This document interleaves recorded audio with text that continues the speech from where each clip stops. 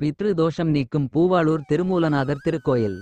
பித்ரு தோஷம் நீக்கும் மற்றும் குழந்தைப்பேறு அருளும் திருக்கோயிலாக விளங்குகிறது பூவாளூர் அருள்மிகு குங்கும சௌந்தரி அம்மன் உடனுரை திருமூலநாதர் திருக்கோயில். ரதிக்கு பதி அளித்தது சிவன முனிவரின் சாபத்தால் பொலிவிழந்த இந்திரன் மீண்டும் பொலிவு பெற்றது. அக்னித்தேவனின் சாபம் நீக்கியது போன்ற சிறப்புகளுடன் பித்ரு தோஷம் நீக்கும் மற்றும் குழந்தைப்பேறு அருளும் திருக்கோயிலாக விளங்குகிறது பூவாளூர் அருள்மிகு குங்கும சௌந்தரி அம்மன் உடனுரை திருமூலநாதர் திருக்கோயில். திருச்சி மாவட்டம் லால்குடி வட்டம் பூவாளூரில் அமைந்துள்ள இந்த திருக்கோயிலில் எழுந்தருளியுள்ள முருகப்பெருமான் குறித்து அருணகிரிநாதர் பூவாளூர் திருப்புகள் பாடியிருக்கிறார். இதுபோல ஞானசம்பந்தரால் பாடல் பெற்ற திருக்கோயில் இது. தனது கணவர் உயிர் பெற்று மீண்டும் எழ ரதிதேவி தவம் செய்த திருக்கோயிலான பூவாளூர் திருமூலநாதர் திருக்கோயிலுக்கு மன்மதபுரம் என்றொரு பெயரும் உண்டு. பண்டைய காலத்தில் பூக்கள் நிறைந்த காட்டுப்பகுதியாக இத்திருக்கோயில் இருந்ததால் பூவாளியூர் என்றழைக்கப்பட்டதாகவும் பின்னர் அது மருவி பூவாளூர் என்றானதாகவும் கூறப்படுகிறது. மன்மதனுக்கு உயிர் கொடுத்த திருக்கோயில். தேவர்களுக்கும் அசுரர்களுக்கும் போர் நடந்து முடிந்துவிட்டது. ஆனால் அசுரர்கள் ஓயவில்லை. தேவர்களுக்கு தொல்லை கொடுத்து கொண்டே இருந்தனர். தேவர்களால் பொறுத்து கொள்ள முடியாமல் நேரடியாக சிவபெருமானிடம் சென்று தங்களை காப்பாற்றுமாறு முறையிட்டனர். முருகன் வருவார் காப்பாற்றுவார் என கூறிவிட்டு மீண்டும் தவத்தில் அமர்ந்துவிட்டார் சிவபெருமான். ஆண்டுகள் பல கடந்தும் அசுரர்களின் தொல்லை தீரவில்லை. முருகனும் வந்தபாடில்லை. சிவபெருமானின் தவமும் கலையவில்லை. தேவர்கள் மன்மதனிடம் சென்று காமக்கனை வீசி சிவனது தவத்தை கலையச் செய்யும்படி கூறினர். மன்மதன் இதற்கு மறுத்துவிட்டான். மறுத்தால் நாங்கள் சாபம் விடுவோம் என தேவர்கள் பயமுறுத்தவே பயந்த மன்மதன் சிவபெருமான் மேல் மன்மத பானத்தை ஏவினான். கிழக்கு நோக்கியிருந்த சிவபெருமான் மேற்கு நோக்கி திரும்ப அவரின் நெற்றிக்கண் பார்வைப்பட்டு மன்மதன் எரிந்து போனான். இந்த நிகழ்வு நடைபெற்ற திருக்கோயில் நாகப்பட்டினம் மாவட்டத்தில் அமைந்துள்ளது. அதன் பின்னர் தனது கணவரை இழந்த ரதிதேவி அழுதாள். கண்ணீர் விட்டு கதறினாள். ஆனால் பலனில்லை. உடனடியாக சிவபெருமானை நோக்கி கடும் தவம் இருக்கத் தொடங்கினாள். மன்மதன் இல்லாததால் பிரம்மாவும் தனது படைப்பு தொழிலை செய்ய முடியாமல் தவித்து வந்தார். தனது மானசீக புதல்வரை இழந்த மகாவிஷ்ணுவும் வேதனையடைந்தார். அனைவரும் சிவபெருமானிடம் சென்று முறையிட்டனர். இதனால் மனம் இளகிய சிவபெருமான் தவம் செய்து கொண்டிருந்த ரதியின் முன்பு தோன்றினார். உன் கணவன் உன் கண்களுக்கு மட்டுமே தெரிவான். மற்றவர்களின் கண்களுக்கு அரூபமாக தெரிவான் என்று ரதியிடம் கூறிய சிவபெருமான் மன்மதனை உயிர் பெற்று எழச் செய்த இடம் பூவாளூர் திருமூலநாதர் உடனுரை குங்கும சௌந்தரி அம்மன் திருக்கோயிலில்தான். இறைவன் திருமூலநாதர். இத்திருக்கோயிலில் எழுந்தருளியுள்ள இறைவன் திருமூலநாதர் கிழக்கு நோக்கிய சன்னதியில் எழுந்தருளியிருக்கிறார். கருவறையில் அமைந்துள்ள இறைவன் திருமூலநாதர் லிங்கத் திருமேனியில் காட்சியளிக்கிறார். ரதிதேவியின் கடுந்தவத்தால் மன்மதனுக்கு உயிர் கொடுத்த திருக்கோயில் என்பதால் இக்கோயிலில் எழுந்தருளிய சிவன் திருமூலநாதர் சிறப்பு பெற்று விளங்குகிறார். மேலும் தவத்தில் சிறந்த சிவன முனிவரின் சாபத்தால் பொலிவிழந்த இந்திரன் அவரது வழிகாட்டலின்படி பூவாளூர் பெருமானை திருமூலநாதர் வழிபட்டு மீண்டும் பொலிவு பெற்றார். அதுபோல அக்னித்தேவனும் இத்திருக்கோயில் பெருமானை வழிபட்டு தனது சாபம் நீங்கப் பெற்றார். தல புராணம் 7 முனிவர்களின் புதல்வர்களாகிய 70 முனிவர்கள் சைவ சாத்திர நுட்பங்கள் தமக்கு அருளுமாறு பெருமானை வேண்டி சைவ சாத்திர யாகம் செய்தனர். வேள்விக்கு மகிழ்ந்த பெருமான் எழுந்தருளி 70 உள்ளிட்ட பிரம்மன் முதலியோருக்கு சைவ சாஸ்திர நுட்பங்களை அருளியது இத்திருக்கோயிலில்தான் என்கிறது தல புராணம். இணைந்து அமைந்த சன்னதிகள் பொதுவாக சைவ வைணவ திருக்கோயில்களில் இறைவன் இறைவி சன்னதிகள் தனித்தனியே அமைந்திருப்பதுதான் வழக்கம். ஆனால் பூவாளூர் திருமூலநாதர் திருக்கோயில் இதிலிருந்து மாறுபட்டு அமைந்திருக்கிறது. இக்கோயிலில் இறைவன் கல்யாண கோலத்தில் இருப்பதால் இறைவியின் சன்னதியும் இறைவன் சன்னதிக்கு இடதுபுறத்திலேயே அமைந்துள்ளது. இறைவன் இறைவியின் சன்னதிகள் இணைந்து அமைந்துள்ளதால் பிரகாரம் வலம் வரும்போது 2 சன்னதிகளையும் சேர்த்தேதான் சுற்றியாக வேண்டும். தனியே சுற்ற இயலாது.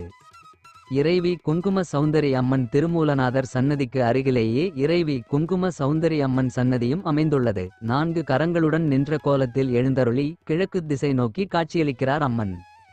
திருமணமாகாத கன்னியர்கள் இக்கோயில் இறைவி குங்கும சௌந்தரிக்கு குங்கும அர்ச்சனை செய்து அந்த குங்குமத்தை தினமும் நெற்றியில் இட்டுக் கொண்டால் விரைந்து திருமணம் நடைபெறும் என்பது பலனடைந்த பக்தர்களின் கூற்றாகும். மேலும் குழந்தை பாக்கியம் இல்லாத பெண்கள் குங்கும சௌந்தரி அம்மன் சன்னதியில் தொட்டில் வாங்கி கட்டினால் அந்த பாக்கியம் கிடைக்கும் என்பதும் பக்தர்களின் நம்பிக்கையாக உள்ளது. கிழக்கு நோக்கி அமைந்துள்ள இத்திருக்கோயிலின் முன் முகப்பை தாண்டியதும் அகண்ட மண்டபத்தில் கொடிமர விநாயகர் எழுந்தருளியுள்ளார். கொடிமரம் பலிபீடத்தை தொடர்ந்து நந்தி சன்னதி அமைந்துள்ளது. இதைத் தொடர்ந்து கலை மண்டபத்தை கடந்து சென்றால் மகா மண்டபத்தின் நுழைவு வாயிலில் துவார பாலகர்கள் திருமேனிகள் அமைந்துள்ளன. தொடர்ந்து அர்த்த மண்டபமும் அதையடுத்து சுவாமி சன்னதி கருவறையும் அமைந்துள்ளது. இறைவன் சன்னதியை அடுத்து தனி சன்னதியில் இறைவி குங்கும சௌந்தரி அம்மன் எழுந்தருளியிருக்கிறார். அந்த சன்னதி முன்பு கொடிமரம், பலிபீடம், நந்தியும் மகாமண்டப நுழைவுவாயிலில் துவார பாலகிகளின் சுதை வடிவமும் அடுத்து அர்த்த மண்டபமும் கருவறையும் அமைந்துள்ளன. இறைவனின் தேவகோட்டத்தில் தென்புறத்தில் நர்த்தன கணபதி தட்சிணாமூர்த்தி, மேல்புறத்தில் அண்ணாமலையார், தெற்கில் சிவதுர்க்கை திருமேனிகள் அமைந்துள்ளன. கிழக்கு சுற்றில் சூரியன், சந்திரன், அக்னி, பிரகாரத்தின் வடக்கு மூலையில் நவக்கிரக நாயகர்கள் சன்னதியும் அமைந்துள்ளன. இதனருகிலேயே பைரவர், சனீஸ்வரர் திருமேனிகள் எழுந்தருளியுள்ளன. இத்திருக்கோயிலின் தல விருட்சமாக வில்வம் அமைந்துள்ளது. தனி சன்னதியில் துர்க்கை. பொதுவாக சிவத்தலங்களில் துர்க்கை அம்மன் கோயிலின் இறைவன் தேவகோட்டத்தில் அமைந்திருப்பார். ஆனால் பூவாளூர் திருமூலநாதர் திருக்கோயிலில் விஷ்ணு துர்க்கை அம்மன் தனி சன்னதி கொண்டு எழுந்தருளியிருக்கிறார். நவராத்திரி பெருவிழாவின் போது இந்த அம்மனுக்கு சிறப்பு வழிபாடுகள் நடத்தப்படுகின்றன. சிறப்பு வாய்ந்த துர்க்கை அம்மனுக்கு 8 கரங்கள் உள்ளன என்பதும் இத்திருக்கோயிலின் தனிச்சிறப்பாகும். மகாலிங்கமூர்த்தி நாயன்மார்கள் வரிசைக்கு எதிரில் மகாலிங்கமூர்த்தி சன்னதி அமைந்துள்ளது. இந்த சன்னதியில் லிங்க வடிவில் மகாலிங்கமூர்த்தி காட்சியளிக்கிறார். வெள்ளை வாரண விநாயகர் கோயிலின் மேற்கு சுற்றில் வெள்ளை வாரண விநாயகர் சன்னதி உள்ளது. இவர் தல விநாயகர் என்றும் அழைக்கப்படுகிறார். இங்கு தூய வெள்ளை நிறத்தில் விநாயகர் காட்சியளிப்பது சிறப்புக்குரியது. இவருக்கு அருகிலேயே மற்றொரு விநாயகரும் எழுந்தருளியுள்ளார். வெள்ளை வாரண விநாயகருக்கு நெய் தீபமேற்றி அருகம்புல் சூட்டி அர்ச்சனை செய்து வழிபட்டால் புத்திர சந்தானம் இல்லாதவர்களுக்கு அந்த தோஷ நிவர்த்தி ஏற்படும் என்கின்றனர் பக்தர்கள். மேலும் வியாபாரிகள் தங்கள் வாழ்வில் மேன்மை அடையவும் வெள்ளை வாரண விநாயகர் அருள்புரிவார் என்பதும் பக்தர்களின் நம்பிக்கையாக உள்ளது. வள்ளி தேவசேனா சுப்பிரமணியர் தனி சன்னதியில் வள்ளி தேவசேனா சமேதராய் வேலுடனும் 6 தலைகளுடனும் எழுந்தருளி காட்சியளிக்கிறார். அருள்மிகு சுப்பிரமணியர் அருணகிரிநாதரால் போற்றி பாடப்பெற்ற பெருமான் இவர். இந்த சன்னதிக்கு அருகிலேயே அருள்மிகு தண்டாயுதபாணி சன்னதியும் அமைந்துள்ளது. பழனி முருகன் கோயிலில் உள்ளது போன்று முருகப்பெருமான் காட்சியளிக்கிறார். கஜலட்சுமி ஜேஷ்டாதேவி இத்திருக்கோயிலில் கஜலட்சுமி, நாகர், ஜேஷ்டாதேவி திருமேனிகள் அமைந்துள்ளன. இத்திருக்கோயில் ஜேஷ்டாதேவிக்கு வளர்பிறை அஷ்டமியன்று அர்ச்சனை செய்து வழிபட்டால் நினைத்த காரியங்கள் நிறைவேறும் என்பது நம்பிக்கை. 63 நாயன்மார்கள் திருச்சுற்றின் தெற்கில் 4 மற்றும் 63 நாயன்மார்களின் திருமேனிகள் அமைந்துள்ளன. ஒவ்வொரு நாயன்மாரின் பெயரும் அவர்களுக்குரிய குரு பூஜை நட்சத்திர நாளும் குறிப்பிடப்பட்டிருக்கின்றன. பொதுவாக 4 வரிசை என்பது சம்பந்தர், திருநாவுக்கரசர், சுந்தரர், மாணிக்கவாசகர் என்ற முறையிலே அமைவதுதான் வழக்கம். ஆனால் பூவாளூரில் சற்றே மாறுபட்டு 4 வரிசை அமைந்திருக்கிறது. இங்கு மாணிக்கவாசகர், சுந்தரர், சம்பந்தர், திருநாவுக்கரசர் என்ற வரிசையில் திருமேனிகள் அமைந்திருக்கின்றன. பித்ரு தோஷ நிவர்த்தி இத்திருக்கோயிலின் வெளிப்பகுதியில் வலதுபுறம் அமைந்துள்ள கயா பட்குனி தற்போது பங்குனி ஆறு ஆற்றின் கரையில் தனி கோயில் கொண்டு அமர்ந்துள்ளார் ஸ்ரீ தென் கயா பட்குனி ருத்ரசித்தர். இவருடைய யோகா ஜோதி இத்திருக்கோயிலில்தான் எப்போதும் இருந்து கொண்டிருப்பதாக பக்தர்கள் நம்புகின்றனர். பித்ரு சாபம் தோஷம் உள்ளவர்கள் இத்திருக்கோயிலுக்கு வந்து கயா பட்குனியில் நீராடி தர்ப்பணங்கள் சிரார்த்த ஹோம வழிபாடுகள் செய்து திருமூலநாதரையும் குங்கும சௌந்தரி அம்மனையும் வழிபட்டு அன்னதானம் வஸ்திரதானம் செய்தால் தோஷங்களையெல்லாம் இங்குள்ள பித்ரு காவல்தேவ மூர்த்திகள் ஏற்று தோஷ நிவர்த்தி ஏற்படுவதுடன் பரிபூரண பலன்கள் கிடைக்கும் என்பதும் பக்தர்களின் நம்பிக்கையாகும். திருமுறை கோயில் இத்திருக்கோயிலில் எழுந்தருளிய சுப்பிரமணியரை பற்றி அருணகிரிநாதர் பாடிய பாடல்கள் பூவாளூர் திருப்புகழ் என்றழைக்கப்படுகின்றன. இதுபோல மற்ற திருப்புகழ் பாடல்கள் அடங்கிய தொகுப்புகள் கொண்டு இறைவன் இறைவி சன்னதிக்கு அருகில் திருமுறை கோயில் சன்னதி அமைந்துள்ளது.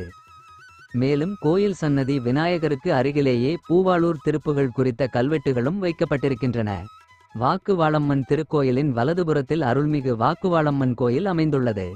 இதன் கருவறையில் சப்தமாதர்களின் திருமேனிகள் அமைந்துள்ளன. இந்த அம்மன் பூவாளூரின் காவல் தெய்வமாக போற்றப்படுகிறார். திருமூலநாதர் திருக்கோயிலுக்கு வரும் பக்தர்கள் இந்த கோயிலுக்கு வந்து தரிசனம் செய்துவிட்டு செல்கின்றனர். திருவிழாக்கள் இத்திருக்கோயிலில் நவராத்திரி உற்சவம் வெகு விமரிசையாக நடத்தப்பட்டு வருகிறது. இதை தவிர கந்தசஷ்டி திருவிழா திருவாதிரை பெருவிழாவும் திருவிழாக்களாக நடைபெறுகின்றன. நடை திறந்திருக்கும் நேரம் தினமும் 4 கால பூஜை நடைபெறும் திருக்கோயில் காலை 6:30 மணி முதல் பிற்பகல் 12:30 மணி வரையிலும் மாலை 4 மணி முதல் இரவு 8:30 மணி வரையிலும் திறந்திருக்கும். எப்படி செல்வது? திருச்சி மத்திய பேருந்து நிலையத்திலிருந்து சுமார் 30 கிலோமீட்டர் தொலைவில் பூவாளூர் அமைந்துள்ளது. நீ.1 டோல்கேட்டிலிருந்து 15 கிலோமீட்டர் தொலைவிலும் லால்குடியிலிருந்து 3 கிலோமீட்டர் தொலைவிலும் கோயில் அமைந்துள்ளது.